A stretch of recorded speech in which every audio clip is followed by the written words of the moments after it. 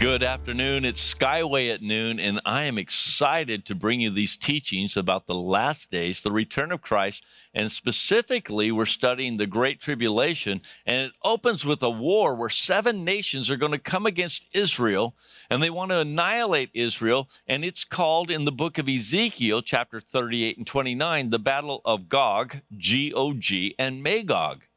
Now, this Battle of Gog and Magog, it shows up there in Ezekiel, and we're talking about in the book of Revelation, and then we talk about in the end of Revelation. Is this one war, or is this multiple wars with similar or actually the same characters? I'm going to take you there right now, and I'm going to go to the book of 1 John chapter 2. Are you ready? 1 John chapter 2, verse 18. Children, it is the last hour. And just as you heard that Antichrist is coming, even now many Antichrists have appeared. From this we know that it is the last hour. They went out from among us, but they were not really of us. For if they had been of us, they would have remained with us. But they went out, so that it would be shown that they are not of us. What in the world is he talking about? Let's go down just a little bit deeper. Verse 22. Who is the liar but the one who denies that Jesus is the Christ? This is the Antichrist, the one who denies the Father and the Son. Whoever denies the Son does not have the Father. The one who confesses the Son has the Father also. As for you, let that abide in you, which you heard from the beginning. If you heard from the beginning abides in you, you also will abide in the Son and the Father. What is John talking about? Antichrist is coming. Antichrist is already here. Who is the Antichrist? He denies that Jesus is the Son of God. He denies the Father.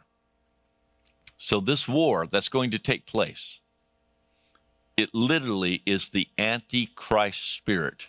Everybody say Antichrist spirit. Because the Antichrist spirit has always existed. Are you with me? Now today, I want us to go into our program, and we're going to look at the 4 wars of Gog and Magog. Yes. Is this crazy or what? So the first war that we see in Ezekiel 38 and 39 is this Antichrist spirit enters into a leader that will come from Iran, and they will get 7 nations to join together. As I concluded the program last week, that there are 7 nations right now that are extreme Muslim, anti-Israel sentiments that 50 years ago, they were friends with Israel. 50 years ago, they were friends with the United States. But we have seen things change in a political climate that the fulfillment of the war of Gog and Magog from Ezekiel 38 and 39 is not a stretch. But there would be this coalition of nations that will come against Israel. Now, when this war ends, it ends with many nations signing a pact together, which will cause the Antichrist to emerge. Now, who is the Antichrist? Jesus says, or John says here, the Antichrist is the one who denies Jesus is the Christ. He denies the Father. He denies the Son. He denies that Jesus is God himself. There is this political force that's going to come out that is going to somehow solve this problem. And so there's going to be this pact that's signed. And there's going to be a political leader that's going to lead it, and the Bible calls this person the Antichrist. The Bible calls this person the man of sin. The Bible calls this person the man of lawlessness. Whoever this political leader is will get Israel and other nations to sign a peace treaty. Multiple nations, not 1 or 2. This is not the Oslo Accord.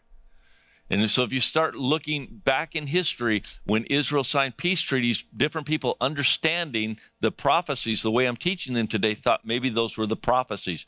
But this particular war will take place. It will end, and then a treaty with many will be signed, and we will know that we are in the beginning of the 7-year Great Tribulation that the Bible speaks about. beyond the shadow of a doubt. It will be there.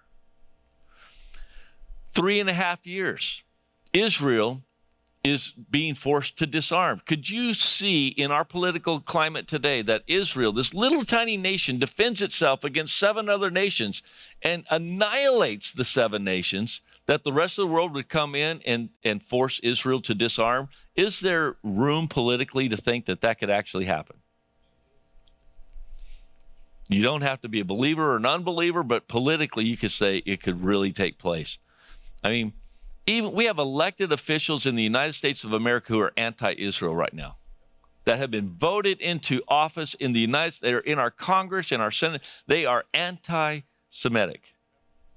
To think that the world would force Israel to disarm is not a stretch. 3.5 years into the progress of disarmament, another war takes place. This Antichrist figure has rebuilt their armies while they've forced Israel to disarm. And so the Bible breaks it down, the 7 years, the Bible breaks it down into 2 42-month periods of time.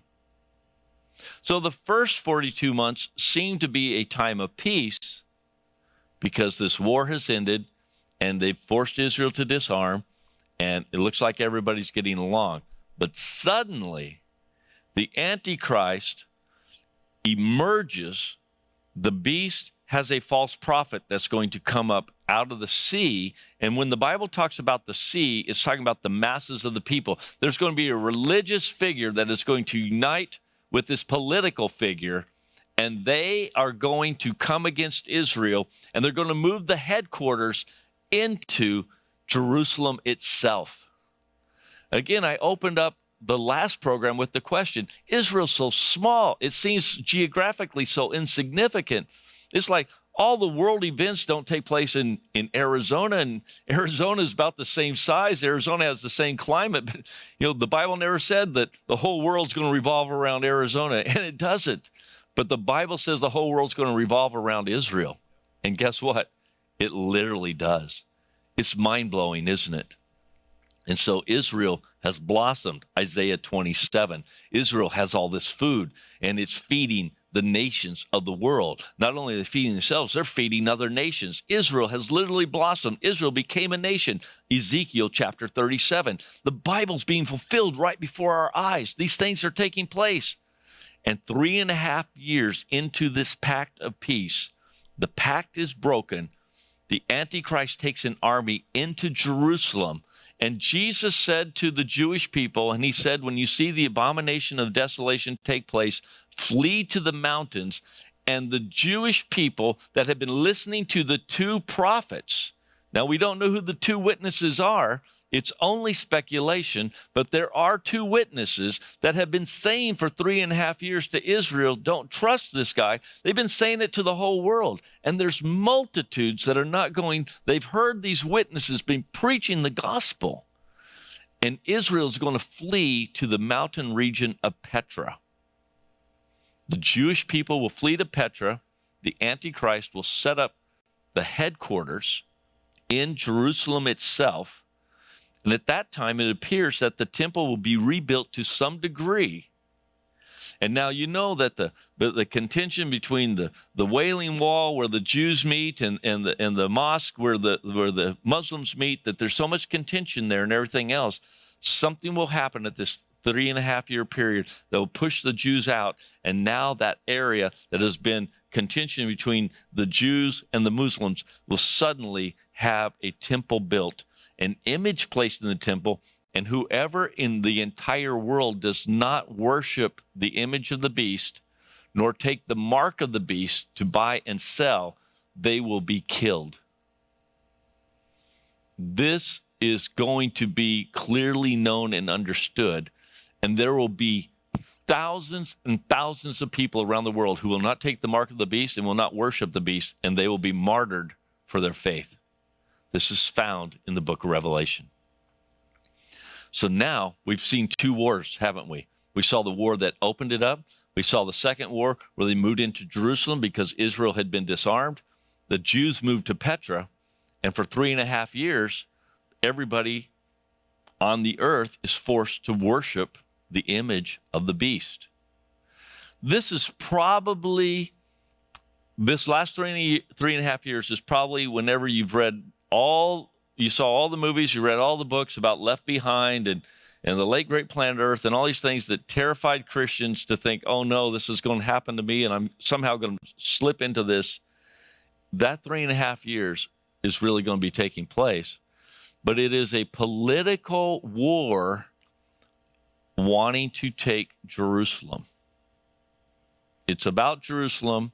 It's about annihilating the Jews. The rest of the world is caught up in something that's called Gog and Magog. And I'm going to get to the conclusion of this in just a moment. Now, at the end of 3.5 years, what's gone on in heaven during that 3.5 years? We've had the Bema Seat judgment, where all the believers have received their rewards. We have the marriage supper of the Lamb. And now we are getting to the point of Revelation chapter 19 where Jesus will return. Because the third war, the question that was asked of me a little bit earlier, and I know I've had a few programs since that question, but is the war of Gog and Magog one war or multiple wars? And the answer, it is multiple wars. The first one, Israel finishes. The second one, Israel's driven out of Jerusalem. Now the third one, Israel is in Petra, and they align their forces to what is known as the Battle of Armageddon. It is in the Valley of Megiddo. It is a geographical place that really does exist. It's not enough they took Jerusalem. They want to kill all the Jews. And I'm going to explain why as I continue this teaching. As they gather their forces for this one, this will conclude the 7-year period because Jesus himself will return on a white horse to deliver Israel from the forces in the Battle of Armageddon. Jesus and the saints who have been with him in heaven will descend from heaven. This is the glorious second coming of Christ, my friends. And everybody on planet Earth will see and witness the return of Christ as he delivers Israel from this third war of Gog and Magog. And that is the victorious return of Jesus Christ. He takes the beast, he takes the false prophet, and he throws them into the pit. And they are put into the lake of fire for 1,000 years, locked up, sealed away for 1,000 years.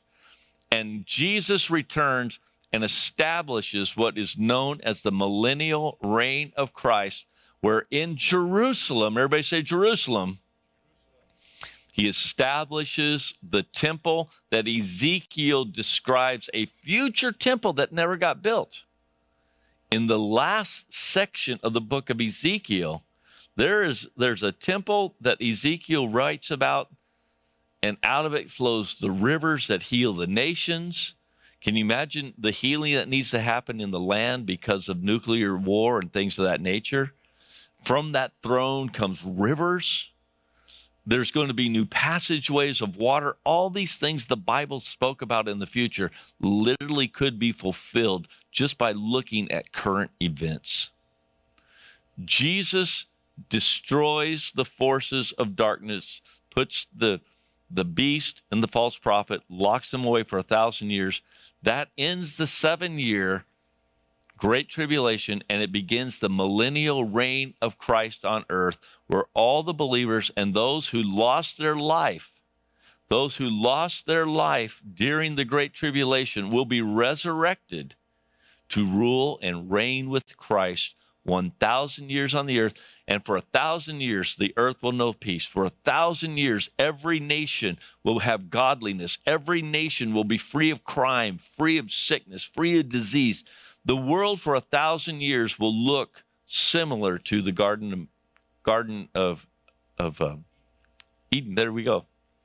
Not the Garden of Adam and Eve. I had the wrong word in my head. So thank you for helping me with that.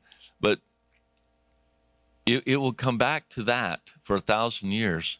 And then in the 1,000 years, the devil himself is released. And now, how many of you are like me? I'm like, why does God want to mess up a good thing? And I'm going to save the answer to that for my last show on the last days. And we're going to talk about what happens at the end of the millennial reign. So with that, we're going to end today's program.